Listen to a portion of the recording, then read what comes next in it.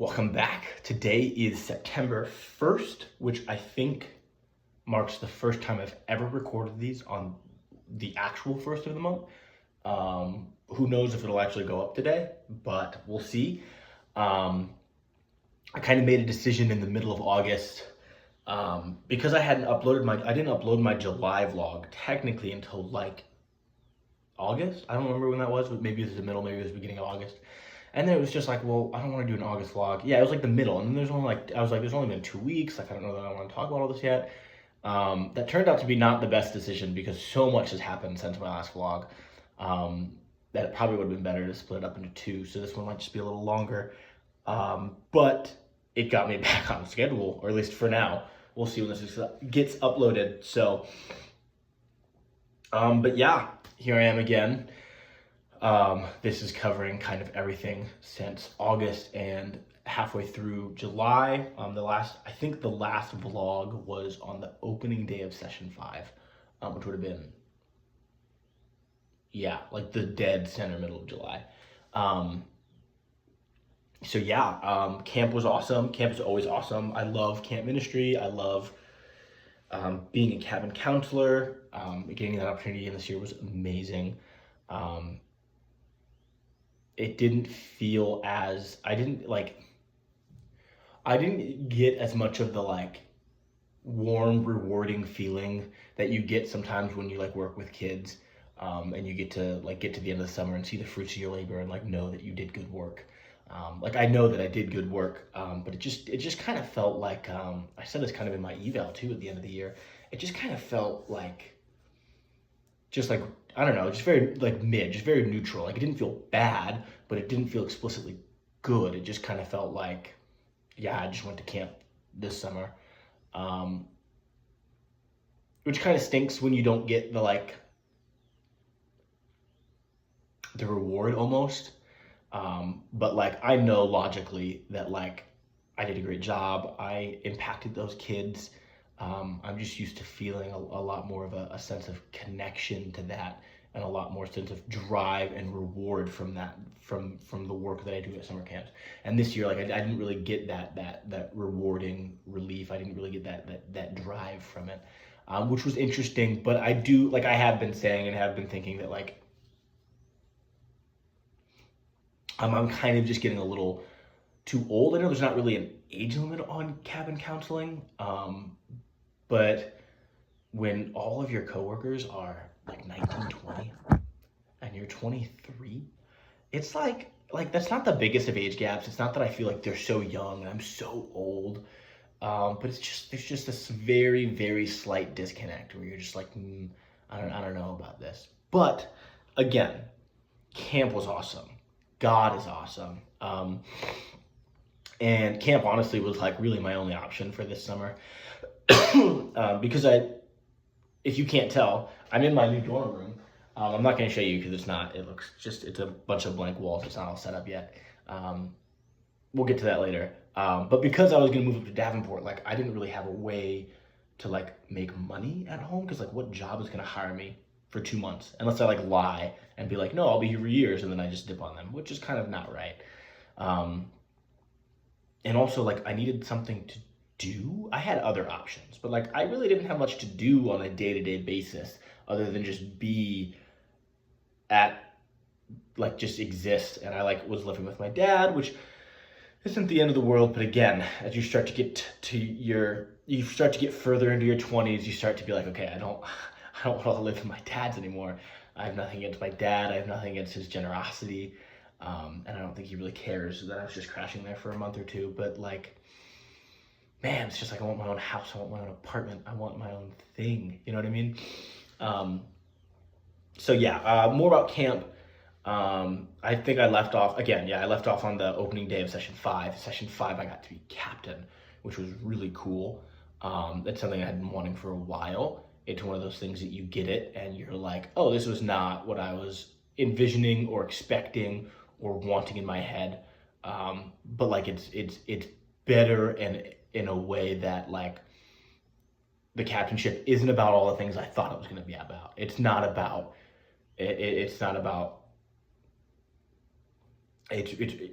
what I really quickly discovered in my captainship, and I have only my co-captain to thank for this, is that like everything you're doing as a captain is so that the kids can have this really cool lifelong and like community making experience at camp. And I thought it would be just more like, I don't know how to put it. I guess I just thought it would be a more of a worldly team sports thing where you're this team figurehead and you have to like motivate people, and like you are doing that, but it there's something about the way captain is portrayed and the way that you actually do it, that when you get to do it, you realize that like, man, like all the things I thought I was gonna do, all the things I thought would be really cool, all the things that like I thought I would say to the coaches of the teams and to the kids at this camp, like I don't want to say those. Like I just want them to know that they are valued. I want them to know that they are part of a team, even though like, who really cares, Condor or Osprey? I do. But like seriously, like that's kind of like the whole point, is that like, yes, we can all take a step back and be like, these teams are silly fun things that we do at camps just so that we can have fun together, but also it's like a very real, like we get to invite kids to be a part of something. And just the ways in which I got to embody that and enact that and lead that as captain was very, very rewarding. And that was just kind of constantly as I went through the week and I was evaluating like, what have I done? What do I want to do better? What am I going to do? What do I want it to look like? I just constantly was going back to like, what will be good for the kids? What will be memorable for them? What will be fun for them? What will be entertaining? What will they remember in a few years? What will they like not care about? And just trying to craft something that these kids could have memories for at camp. Session 7, I went to day camp. Camp Royal is a really big camp, and so they have their like camp, like a camp like you probably imagine and know if you're not familiar, whatever. And they also in the towns nearby run various day camps for younger kids and also for kids who maybe haven't gone to overnight camp yet and aren't ready to try that. And so they have counselors from all the counselors are kind of like a shared pool of day camp and overnight camp. And so most people get sent to day camp and then they see if they like it or not. But they really needed help. There was some conundrum with workers or whatever. So, and I had never done it. It was my second year. I was like, I want to try it. Because I'm a big complainer at heart. I love complaining. It's one of my worst qualities actually. But like, it's really hard. It's not hard. It's impossible to think or know or complain about anything when you haven't done it yet. So I wanted to just see what it was about. I had a lot of counselor friends who were really hype about day camp. A lot of counselor friends who really loved it. So I went to check it out, session 7, which was a really good play for me because it was only a 1-week session. And I knew kind of in my heart that day camp wouldn't be like exactly the place for me, but like, that's also whatever, like it's a job. You know what I mean? I'm here to work. I'm here to spread God's love to kids. I don't have to, like, not everything has to be perfect and amazing for me to want to be there. So day camp was a lot of fun. It was very interesting. It was very just different. I have a lot of thoughts on it. But it was a really great experience and really humbling for me, I think, to just know and learn, like, this is the different ways ministry can look, and like kind of forcing myself to be like, no, like you have to learn to do day camp ministry now. Like you can't just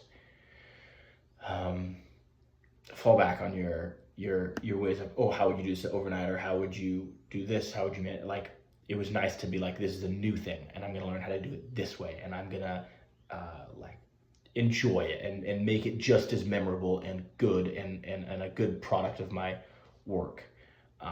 It was, I will say, like, after having done it, like, it's not something that I really would want to do long term. There are a lot of pros to it, a lot of cons to it in comparison to overnight camp. And I just personally, like, my heart is with overnight camp. That's something I want to do for the rest of my life. Maybe not as an in-cabin counselor, but overnight camp is just something I have a really big passion for. And so I think while day camp was really cool, I loved that experience. You know, a part of me can't shake the fact that like I have a heart for overnight camp. Um, the end of the summer was cool. We had our like banquet with awards and everything. Um, it was really nice. It's really nice to get to the end. I get because I showed up late, so like I didn't like for the first like probably 2.5 weeks. I was like, I don't know anybody. Like I don't know anyone because there was a lot of new people this year. But it's so nice to get to the end of the summer, to get to banquet and to look around and just see like friends or just like people that you know are a part of your community, and to know the people around you was really cool. Getting home was a struggle because I flew down. Yeah, I flew down. Why did I fly down? Anywho, I flew down probably because my car is a piece of junk. Yeah, I flew down, and so I had to get back. And so I was looking at like I was looking to fly back, but I was like, that's expensive. Can't pay as well, but not that well. I was trying to find a train back, and like none of the trains go through where I'm going through.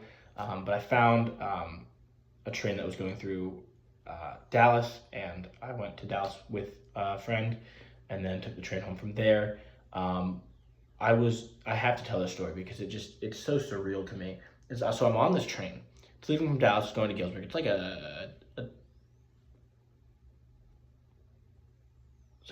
how many hours is that? It's like half a day. Okay, so I left at like 5. I got into actually Bloomington at like 11. Um, and so I'm overnight. And so for most of the night is through the state of Arkansas. So it's like 2 a.m. Okay, I'm snoozing. So blessed to have the seat next to me open during the night, and I am snoozing 2 a.m. and I wake up. Okay, I'm on a train. It's the middle of the night. I wake up. It's dark.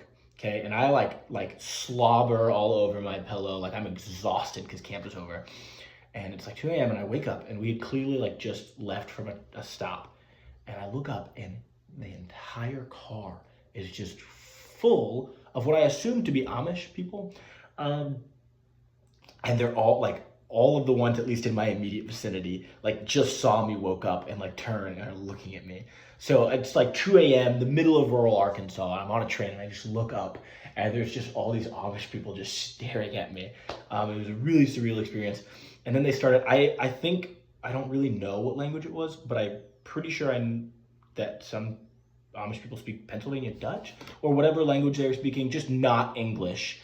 And this like little boy like points at me, and his mom was like, "Don't point." And it was just surreal. But that was the end of camp. It was really nice to be able to find a way home and to just kind of have some time to enjoy the last bits of camp and the last bits of not having to worry about everything that comes after, because Davenport was on the horizon, and I was very, very worried about like getting all of that figured out. So I get home. This would have been like 12th of August, maybe somewhere around there. And moving for Davenport isn't until the 29th of August. So I've got a while, and I'm stuck in Galesburg. And again, I can't work. Like there's like, who's going to hire me for a month? I'm sure I could have figured something out, but not much. And so like I'm stressing because like, again, I got camp pay, which helps a lot, but like I need to start worrying about the future, you know? And so I'm trying to figure out how I can move up to Michigan early so that I can start finding jobs for while I'm at grad school and stuff like that. And so that's what I did for most of August. Like I played disc golf and I looked for a way to get Michigan faster. It was really nice to be at home, to see my family again, see Andrew before he leaves. He's going to Bryant University in Rhode Island. To see all of my family was really nice. That's at home, and just kind of get things squared away. I also like tried to get like all of my like I want like because the plan is to like be up here in Michigan for a while and like not really be going back and forth to Galesburg and Michigan like a typical college student would, but to like be in Michigan as much as possible. So I wanted to get like all my stuff that like my stuff that like I own, like get it all together. So I got a bunch of totes for my mom. Getting to Michigan. So I'm like looking for everything. I text the school and they're like, no, which is baloney, by the way, because they let international students move up early and whatever. That's a whole other story. But it's just like, whatever. And then I'm like, maybe I'll just get an Airbnb because even a week up there would have been like really good for helping find jobs and everything.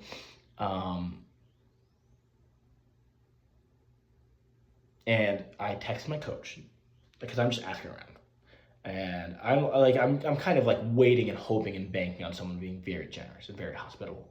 And I like text my coach. I'm like, well, maybe he'll know someone. I'm trying to go through like different avenues. I'm either trying to like go through the college, or I'm like trying to find a church maybe, or I was trying to find maybe like Frisbee people. Because part of the reason I wanted to move up to Michigan earlier, because I want to start playing Frisbee. Because there's no Frisbee in Galesburg. And I'm coming to a program full of like really like phenomenal players. So I wanted to get up here and start playing and start getting ready for the season. And so I text my coach. I'm like, hey, like I'm trying to move up early. The school's being a butthole. Like, I just want to ask, like, do you know of anything?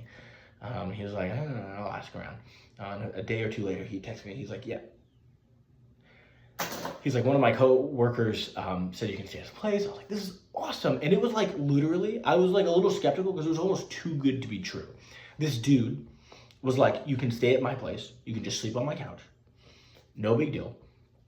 I'm also going to be gone the first week on family vacation, so it'll literally just be your apartment for the first week. And he was like, I like hinted, I was like, hey, like I'd love to help you out. I'd love to help like pay a little, like, kind of offset the cost of me living in your place. And he was like, don't worry about it, brother. I'm going to get I haven't yet because I am struggling financially. But when I get some money in my belt, like that dude's getting a really nice thank you card. But yeah, it was like too good to be true. I was like, this seems like not legit. But it was, and I got moved up here. I like 2 days later, I was like, okay, I'll be up there on Monday, and I showed up on, I think, what day is it? I don't have my calendar in front of me. I think it was like the 19th of August. I was up here for like the 17th of August, maybe. I was up here for like a week and a half. And so that was really nice, and I'm so thankful for that. I got up here, I played a lot of disc golf, because what else am I going to do? Being in a new town is weird. I don't know anybody, like anyone. And so, like, if I didn't have something to do, I just kind of sat in the dude's apartment and watched YouTube. But, like, I can only, like, spend so much time in front of a computer before I'm like, okay, I want to, like, do something. So it was a little weird the first week or so. But I had a job at an after-school program. And so I was running around like getting a background check and getting fingerprints and getting like a test for different things. And so that helped kind of offset it all. Although, okay, so like something that I'm going to rant about really quick is that like every single like organization, because I work with kids a lot, whether it's school, student teaching, camp, this after school program I was going to do. Like I work with kids a lot, and every single time they're like, it's like very similar stuff, like background check. First of all, Michigan has like 20 more than any other state. Like there's much more steps and hoops you have to go through, which honestly I'm all for. The issue is like, I've done this like 80 times. Is there any way to like transfer this from my old job? And then like, because I hadn't lived in Michigan, I had to do like 3 other separate things. It was so annoying. Anywho, I actually quit that job at the after school program. I was just looking at my schedule, looking at what's going to work for me and trying to maximize the amount of hours I could work and money I could get, because I need to be making money this year. Unlike undergrad, where I kind of just like not make too much money, it's like I'm fine. Like now that I'm in grad school and I have all this free time because of the way grad school is structured, like I need to be making money. I need to start paying off my debts and whatnot. And so I just was taking a look at everything and how it would work out, and it's going to be a lot easier for me not to work that job. So I told them that I couldn't work there, and I actually got a job at the Wendy's nearby. I love fast food work, actually. I'm not going to lie. It's a lot of fun, because when there's nobody there, usually fast food places are chill enough that you can just be on your phone. Like, who cares? There's nobody in the restaurant. But most of the time, like 95% of the time, there's just something to do. Like you just do something and it's not really boring, or you just kind of like do something. Like you just make sandwiches. It's good work, pays pretty well. Um, but yeah, I also got to play a lot of frisbee in town when I moved up here. Um, I have like three leagues that I go to, which is a lot. I probably won't do that much once the Davenport Frisbee starts up, but it was a lot of fun to just get out here and see the Frisbee community here. Um,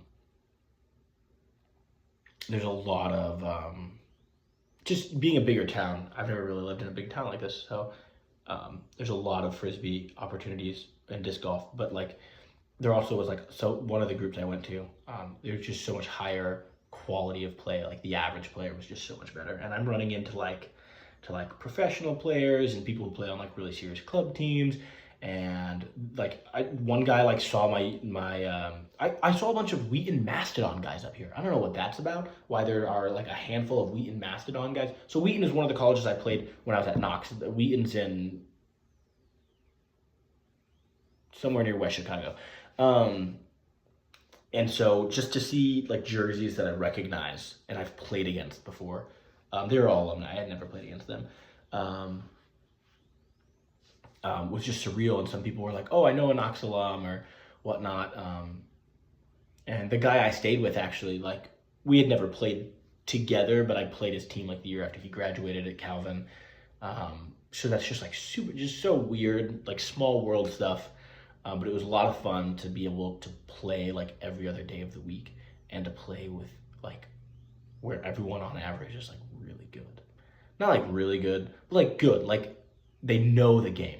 And that I'm not used to that. I'm used to playing where half the people in the field don't have a full understanding of the game yet. And so it was really sweet to get up here. I moved in to Davenport on the 29th, 28th maybe. I don't know. The apartment is super sick. This is a dope apartment. It's like 4 single rooms that feed into this massive common room with like a pretty much full kitchen, and there's only one bathroom, but like it's really nice. What's weird though is that I don't one of my roommates hasn't moved in yet. And I don't know if he's going to. And the other two guys, I assume they're just like busy with like move in and like Panther Prowl, which is for like college freshmen.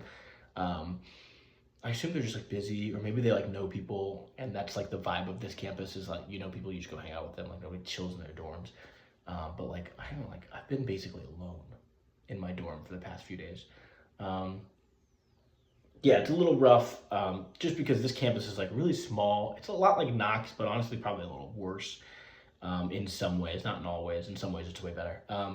But like just in the fact that like on this campus, there's like 6 buildings, and the things to do, like you just have to have people here, like, or you're just going to be in your room alone the whole time. And so as someone who's just moved up here, like it's really, it's a little tough.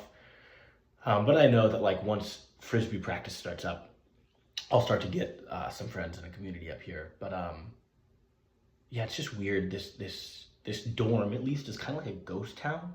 Like I'm doing laundry. I was like moving in. I like just, you know, go to the cafeteria, and I like don't see people until I'm at the caf. And then it's like, oh, okay, there's a bunch of people here. But like in my dorm, nobody in the hallways, nobody on the staircase. It's a little freaky. So I don't know what that's about, but whatever. I'm just here for the Frisbee. It's really the end of my list. I don't have anything else I have written down.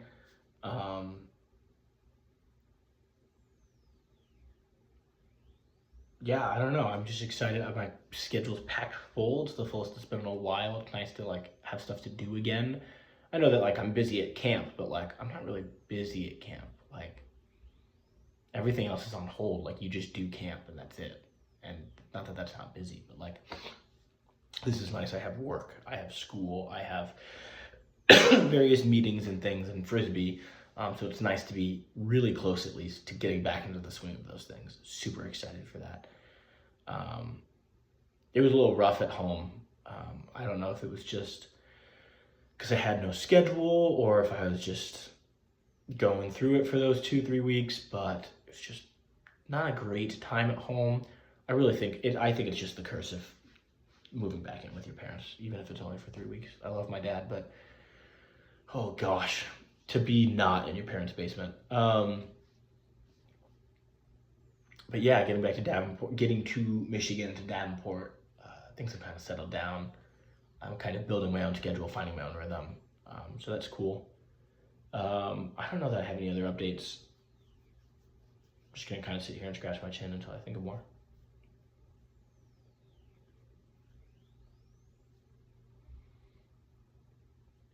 Cool. I guess if I think of more, it'll have to go in the next vlog. We'll see if this goes up today. We'll see if this goes up today. Once again, who knows?